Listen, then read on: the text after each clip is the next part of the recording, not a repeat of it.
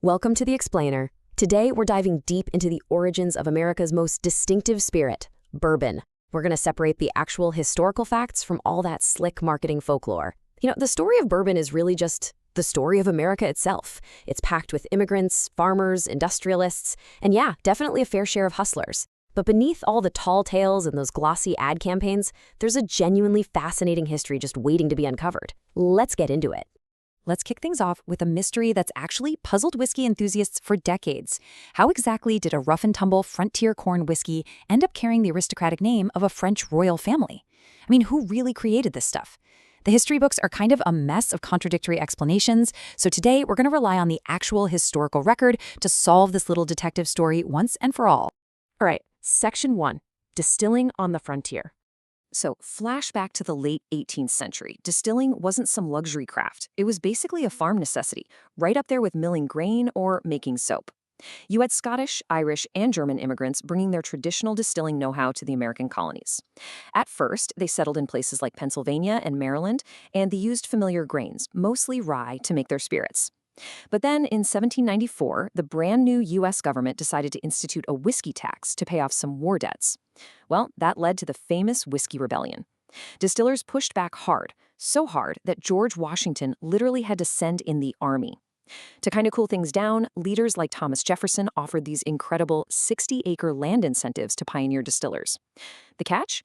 They had to pack up and move further west, across the Ohio River, into what would eventually become Kentucky. And, well, it worked.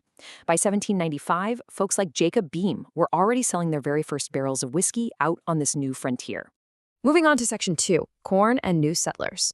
These newly relocated settlers suddenly found themselves in the incredibly fertile bluegrass region of Kentucky. Honestly, it was an agricultural paradise. They had these natural limestone aquifers pumping out iron-free water, which is just absolute perfection for distilling. But there was a catch. The rye crops they were used to back east, they didn't grow quite as well down there. So, out of pure necessity and a bit of opportunity, these immigrant distillers swapped out their traditional rye for what was literally growing everywhere, native Indian corn, or maize. And this is a huge deal. Even today, by law, bourbon must be made from a mash containing at least 51% corn, though in practice it usually sits closer to about 70%. This massive shift in the recipe gave the whiskey a much sweeter flavor profile, making it drastically different from those spicy, rye-heavy whiskeys up northeast, which require at least 51% rye. This exact pivot to corn, that was the true birth of the bourbon recipe. Okay, Section 3, Myths of the Name. When a product becomes as iconic, and let's be honest, as lucrative, as bourbon, marketers just can't resist embellishing the backstory. Over the decades, we've seen a bunch of highly creative, yet entirely historically inaccurate myths pop up about how this corn whiskey actually got its famous name. Because the real history was kind of obscured by time and shifting borders, people started asking, where would the name even come from? Was it a person, a specific place, just a feeling?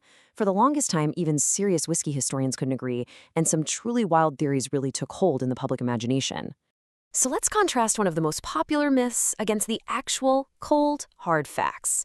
A super common theory claims that because New Orleans was the biggest market for Kentucky whiskey, these savvy marketers named the spirit after Bourbon Street just to appeal to the city's French-speaking population. People even claimed that river travelers would specifically ask for Bourbon Street whiskey. Now, it's a fantastic story for sure, but the historical fact is it was actually named directly after its place of origin, Bourbon County, Kentucky. But before we totally prove that, I have to bring up my absolute favorite wild legend. This one claims that a Scottish Baptist minister, Reverend Elijah Craig, single-handedly invented bourbon. The story goes that he was short on casks to transport his whiskey downriver, and the only barrels he had lying around had previously been used for pickled fish. Yikes, right? So to get rid of that horrific smell, he supposedly set the inside of the barrels on fire, charring the wood, and inadvertently gave his whiskey this instant, perfectly smoothed maturation on its river journey. It is a hilarious and completely memorable piece of folklore, but sadly it's purely apocryphal. Total myth. Which brings us to Section 4, the French Royal Connection. The real story strips away all the pickled fish and those Bourbon Street marketing ploys and leads us straight into the geopolitical landscape of the early United States. During the War of Independence, the emerging American nation got some absolutely critical military and financial help from the French.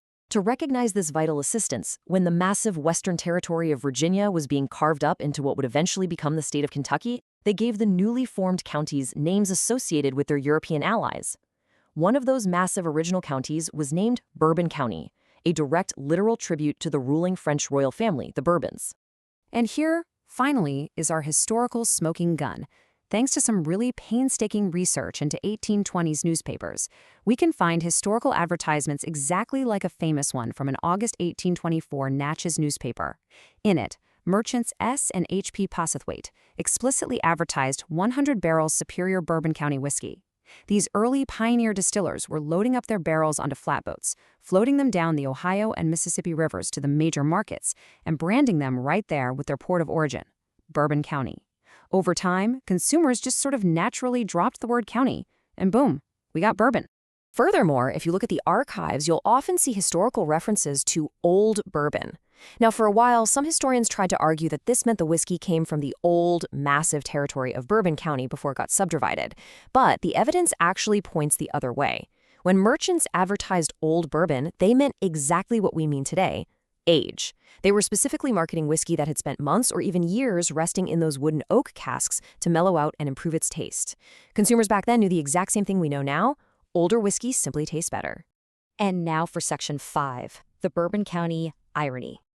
This whole historical investigation brings us to the ultimate punchline of our detective story. And honestly, it's a geographic quirk that caused decades of confusion for whiskey historians: 0. That is the exact number of distilleries that were operating in modern Bourbon County from the start of Prohibition all the way until 2014. Crazy, right? You see, the original Bourbon County was incredibly massive and contained scads of distilleries. But as Kentucky grew and evolved, that huge territory was sliced up into 33 smaller counties. So by the time the term bourbon actually became standard, barely any distillers were left inside the newly shrunken borders of Bourbon County itself.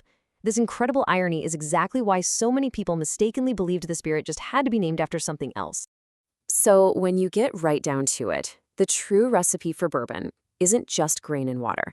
It's a remarkable assembly of history. It took those immigrant distilling traditions colliding with the fertile Kentucky limestone aquifers.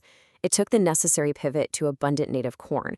It took the happy accident of discovering that resting the spirit in charred oak barrels for a long trip down the Mississippi River smoothed out the harsh edges. And finally, it took a 1964 U.S. congressional resolution that officially declared bourbon whiskey a distinctive product of the United States, locking in and protecting its legacy forever. To wrap up this explainer, I want to leave you with something to chew on. We proudly call bourbon America's native spirit. Yet, as we've just seen, it was fundamentally shaped by immigrant ingenuity, it was literally named in honor of European royalty, and it was originally sparked by tax rebellions on the frontier. So, if our most distinctive national spirit is this incredible, messy, complex blend of global influences and frontier survival, what does that reveal about the American story itself? Thanks so much for joining me on this deep dive, and I'll catch you next time.